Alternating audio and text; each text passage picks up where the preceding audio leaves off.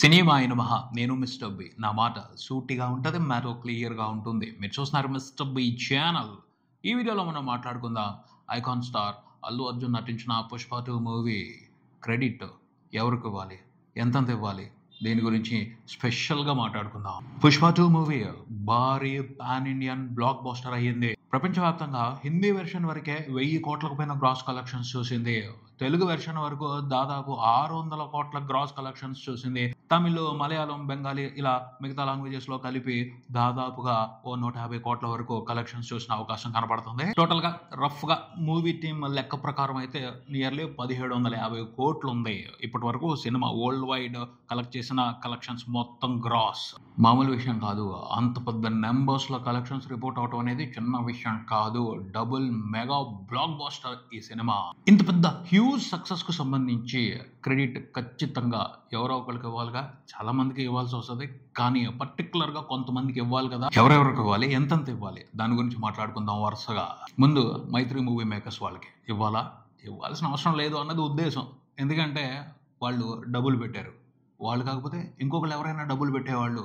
Sukumar Allu Arjun combination అంటే డబ్బులు పెట్టడానికి ఎవరు రారు, చాలా మంది వస్తారు. కాకపోతే అదృష్టం వాళ్ళకి కుదిరింది. సుకుమార్కి అల్లు అర్జున్కి మైత్రి మూవీ మేకర్స్ వాళ్ళకి మధ్యన టర్మ్స్ అండ్ కండిషన్స్ బాగుండటం మూలంగా మైత్రి మూవీ మేకర్స్ వాళ్ళతో చేశారు.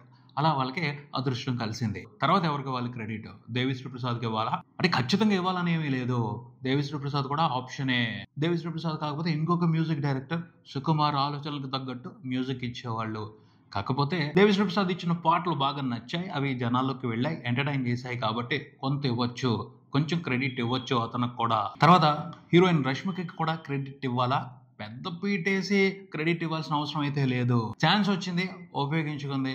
సో చేసినంత వరకు నిజాయితీగా చేసింది, అంతవరకు క్రెడిట్ ఇవ్వచ్చు. అంతేగాని తను లేకపోతే పుష్ప 2 మూవీ లేదు అన్నంత సీన్ అయితే లేదు. ఈ విషయం అందరికీ తెలుసు. టెక్నికల్ టీము, డైరెక్షన్ టీము, మిగతా నటీనట్లు వీళ్ళందరికీ ఎంతవరకు ఇవ్వచ్చు క్రెడిట్? వాళ్ళు కూడా అంతే. రష్మిక మాదిరే అవకాశం వచ్చింది, ఉపయోగించుకున్నారు, పిలిచి రెమ్యునరేషన్ ఇచ్చారు, కష్టపడి పనిచేశారు, అంతవరకే ఉంటుంది క్రెడిట్. ఈ మధ్యన గ్రేట్ ఆంధ్ర మూర్తి గారు చెప్పారు, ఒక స్పెషల్ వీడియో చేసి మరీ చెప్పారు, అల్లు అర్జున్కి పుష్ప మూవీకి సంబంధించిన క్రెడిట్ ఎవరితోనూ పంచుకోవడం ఇష్టం లేదు అని. దానికి తగ్గట్టుగానే ఆయన సినిమా ప్రీ రిలీజ్ ఈవెంట్స్ లో ప్లాన్స్ చేశాడు, కొన్ని ప్రోటోకాల్స్ పెట్టాడు. దానికి తగ్గట్టు ఆయన టీమ్ ఆ ప్రోటోకాల్స్ ని ఇంప్లిమెంట్ చేసింది. సినిమాలో పనిచేసిన మిగతా వాళ్ళని ఎక్కువ మందిని పిలవలేదు. సో అల్లు అర్జున్కి ఆ ఆశ ఉంది అని అనుకోవచ్చు. కొన్ని ప్రూఫ్స్ కనపడుతున్నాయి. గ్రేట్ ఆంధ్ర మూర్తి గారు చూపిస్తున్న ప్రూఫ్స్ ని బట్టి చూస్తే పుష్ప మూవీకి సంబంధించిన మేజర్ క్రెడిట్ అల్లు అర్జునే తీసుకోవాలి. కొంతవరకు సుకుమార్ కి పంచాలి అనుకున్నాడు అని అర్థం అవుతుంది క్లియర్ గానే. సరే, సినిమాకి తనే పెద్ద, తనే ఎక్కువ కష్టపడ్డాడు, తన క్యారెక్టర్ కి నేషనల్ అవార్డు వచ్చింది. సో తన ప్రోటోకాల్స్ తను పెట్టుకోవచ్చు. దాని ప్రకారం కొన్ని కాన్సిక్వెన్సెస్ ఉంటాయి. ఆ కాన్సిక్వెన్సెస్ మూలంగా ఆయన ఫేస్ చేయాల్సిన ప్రాబ్లమ్స్ ఆయన ఫేస్ చేశాడు. కొని జరిగిపోయింది, ఏదో జరిగిపోయింది. కానీ పుష్ప 2 మూవీకి మాత్రం మేజర్ క్రెడిట్ ఖచ్చితంగా ఎవరు వద్దన్నా వద్దనుకున్నా, ఏ ప్రోటోకాల్స్ ఉన్నా లేకపోయినా సుకుమార్ కి ఇవ్వాలి. ఈక్వల్ గా ఇవ్వాలా అంటే కొంచెం అల్లు అర్జున్ ఎక్కువ తీసుకుంటాడు, ఊరుకోడు కదా. వాస్తవంగా అయితే ఈక్వల్ షేర్ ఇవ్వాలి. ఎందుకంటే పుష్ప మూవీ కోసం దాదాపు 5 సంవత్సరాల పాటు కష్టపడ్డాడు సుకుమార్. వేరే ప్రపంచాన్ని మర్చిపోయి మొత్తం పుష్ప అనే లోకంగా బతికాడు. తన తెలివితేటల్ని, తన క్రియేటివిటీని, శ్రమని దారపోసాడు. సో సింహభాగం అయితే క్రెడిట్ సుకుమార్ కూడా ఇవ్వాలి. తీసుకుంటాడు. ఆయన ఇచ్చేది ఏంటి? ఎవరు ఇవ్వకపోయినా సరే సుకుమార్కి వెళ్లాల్సిన క్రెడిట్ సుకుమార్కి వెళ్ళిపోతాయి. ఇంకా తిరుగులేని క్రెడిట్ ఖచ్చితంగా అల్లు అర్జున్ కి వెళ్తుంది. అల్లు అర్జున్ కూడా డిజర్వ్డ్. అంత ఎక్కువగా క్రెడిట్ తీసుకోవడానికి డిజర్వ్డ్. ఎందుకంటే బీభత్సంగా కష్టపడ్డాడు. ఫస్ట్ పార్ట్ కోసం ఒక రకంగా కష్టపడితే సెకండ్ పార్ట్ కోసం అంతకు మించి కష్టపడ్డాడు. కాబట్టి తన పర్ఫార్మెన్స్ తో మ్యాజిక్ చేశాడు. కోట్ల మంది ప్రేక్షకుల్ని మెస్మరైజ్ చేశాడు. సరే, అతని పర్సనల్ వ్యక్తిత్వం, అతని పర్సనల్ ఆలోచనలు ఎలా ఉన్నా ఒక ఆర్టిస్ట్ గా మాత్రం వండర్ఫుల్ గా పర్ఫార్మ్ చేశాడు, వండర్ఫుల్ గా ఎంటర్టైన్ చేశాడు అనే చెప్పాలి. ఈ మధ్యన అమీర్ ఖాన్ కూడా పుష్పరాజ్ పర్ఫార్మెన్స్ కు సంబంధించి అల్లు అర్జున్ కి నేషనల్ అవార్డు ఇవ్వటాన్ని తప్పుపట్టారు.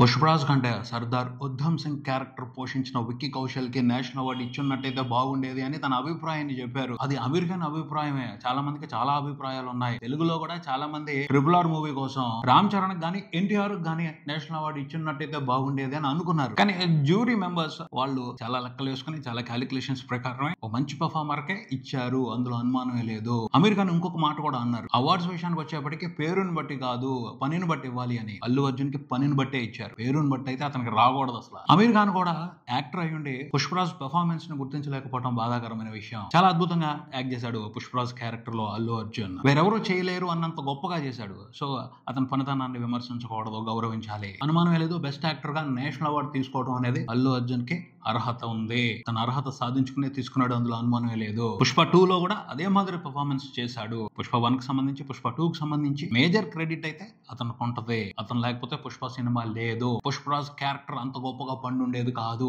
అంత గొప్పగా ఇన్వాల్వ్ అయి ఆ పాత్రకి జీవం పోశాడు. క్రెడిట్ అందరికి ఇచ్చేసిన ఒక special gift credit, guest credit ఒకరికి ఇవ్వాలి. పుష్ప మూవీకి సంబంధించి 1 కి సంబంధించి, 2 కి సంబంధించి కూడా ఎవరు అంటే మహేష్ బాబుకి ఇవ్వాలి. యాక్చువల్ గా మహేష్ బాబు కొన్ని క్యాలిక్యులేషన్స్ సరిగ్గా వేసుకుని ఉండకపోతే పుష్ప సినిమా వచ్చి ఉండేది కాదు. మహేష్ బాబు చాలా కారణంగానే సుకుమార్, అల్లు అర్జున్ కలిసి పుష్ప మూవీ చేశారు. ఎందుకంటే దీనికి ఒక ఫ్లాష్ బ్యాక్ ఉంది, మాట్లాడుకుందాం దాని గురించి. రంగస్థల మూవీ కంప్లీట్ అయిన తర్వాత సుకుమార్ మహేష్ బాబుతో సినిమా చేయడానికి అగ్రిమెంట్ చేసుకున్నాడు. కథ మీద కూర్చున్నాడు. కొన్నాళ్ళు కష్టపడి కథ రాశారు. ఎర్రచందనం బ్యాక్ డ్రాప్ మీద ఒక ఓర మాస్ క్యారెక్టర్ ని తయారు చేసి మహేష్ బాబుకి చెప్తే మహేష్ బాబు షాక్ అయ్యి ఈ క్యారెక్టర్ లో తను ఊహించుకోలేక, కాదు ఇలా కాదు వేరే రకంగా మార్చు అని సుకుమార్ కి చెప్పాడు. సుకుమార్ కొంత టైం తీసుకున్నాడు. ఈ మధ్యలో ఖాళీగా ఉండడం ఎందుకు అని మహేష్ బాబు ఓ పని చేశాడు. చిన్నగా ఒక సినిమా చేసేద్దామని అనిల్ రావుపూడిని పిలిచాడు. అనిల్ రావుపూడి దొరికిందే ఛాన్స్ అని ఒక 4 రోజుల్లో కథ తయారు చేసుకుని వెళ్ళాడు. అది నచ్చింది మహేష్ బాబుకి. సర్లేరు నీకెవరు మూవీ అది. నన్ను వెయిటింగ్ లో పెట్టి మహేష్ బాబు సినిమా చేసేసుకోవడం ఎంతవరకు కరెక్ట్? సుకుమార్ హర్ట్ అయ్యారు, బాధపడ్డారు. సో మహేష్ బాబుతో సినిమా చేయడానికి పక్కన పెట్టేశారు. ఆ కథ తీసుకువెళ్లి అల్లు అర్జున్ కి చెప్పారు. అల్లు అర్జున్ కి నచ్చేసింది. అల్లు అర్జున్ అలాంటి సినిమా కోసమే, అలాంటి క్యారెక్టర్ కోసం ఎదురు చూస్తున్నాడు. రంగస్థలం చూసిన తర్వాత సుకుమార్ మీద విపరీతమైన క్రేజ్ పెరిగింది. టాలీవుడ్ లో మాస్ స్టార్ హీరోలు అందరూ కూడా ఆయన మీద ఒక క్రేజ్ పెంచేసుకుని ఉన్నారు. మహేష్ బాబు చేయాల్సిందే, మహేష్ బాబు చేయలేనేమోనని ఆగారు. ఆ అవకాశం అల్లు అర్జున్ పట్టుకున్నాడు, చట్టక్కను పట్టుకున్నాడు, వదిలిపెట్ల. సుకుమార్ ఎలా ఫీల్ అయ్యారో గానీ మహేష్ బాబుతో సినిమా చేయకూడదని నిశ్చయించుకున్న తర్వాత కంకణం కట్టుకున్నారు. అల్లు అర్జున్ తో సంచలనాత్మకమైన సినిమా తీయాలి అని. అదే పుష్ప. అల్లు అర్జున్ కూడా డిసైడ్ అయిపోయాడు, రెచ్చిపోయి నటించాలి అని. కలిశారు. వాళ్ళిద్దరూ అల్టిమేట్ లెవెల్లో కష్టపడ్డారు. పుష్ప సినిమా బయటకు వచ్చింది. అలా కాకుండా మహేష్ బాబు సుకుమార్ తో సర్దుబాటు చేసుకున్నట్టయితే ఖచ్చితంగా సుకుమార్ మహేష్ బాబుతోని సినిమా చేయాల్సి ఉండేది.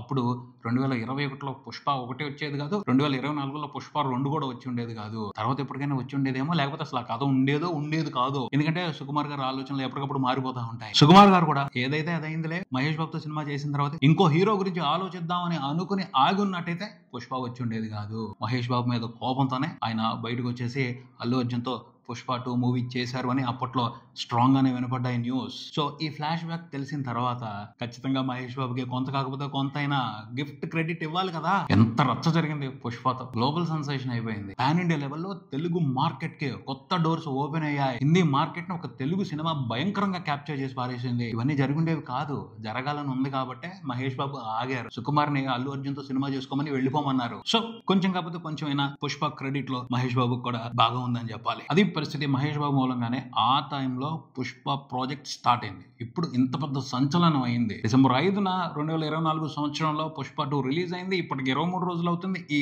23 రోజుల్లో సినిమా బాక్స్ ఆఫీస్ ని దంచి పారేసింది అంతే.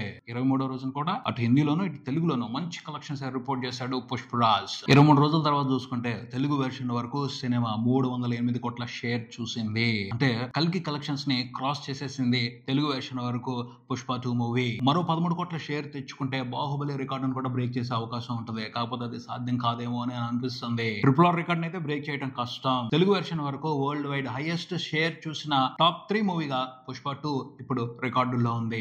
టాప్ 1 కి వెళ్ళడం కష్టమే, RRR ని కొట్టడం కష్టమే. 2 తెలుగు స్టేట్స్ వరకు 23వ రోజున కూడా సినిమా కోటికి పైన షేర్ రిపోర్ట్ చేసింది. వరుసగా 23 రోజుల పాటు కోటి తగ్గకుండా షేర్, కొత్త రికార్డే.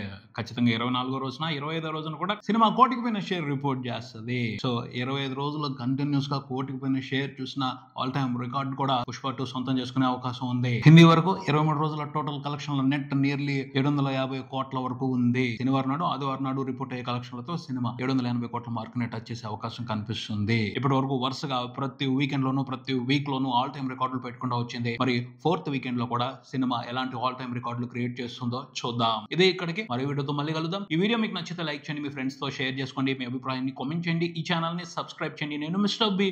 Keep watching Mr. B channel. Thank you.